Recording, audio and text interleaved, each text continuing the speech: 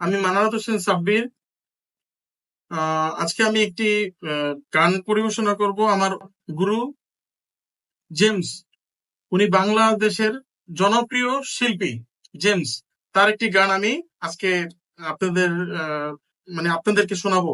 যদি কোনো ভুল ত্রুটি হয়, আমি তো প্রফেশনাল না, যদি কোনো ভুল ত্রুটি হয় তাহলে দয়া করে আমাকে ক্ষমা করবেন। भीगी भीगी सी है रात, भीगी भीगी याद, भीगी भीगी बातें, भीगी भीगी आंखों में कैसे नमी है। आहा हा हा आहा हा हा।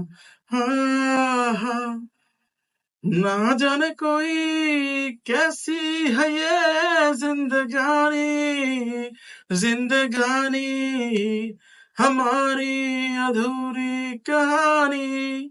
ना जाने कोई कैसी है ये जिंदगानी, जिंदगानी हमारी अधूरी कहानी।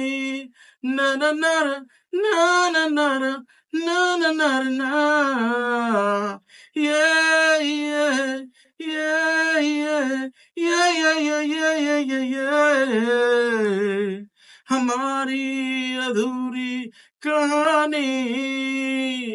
ধন্যবাদ।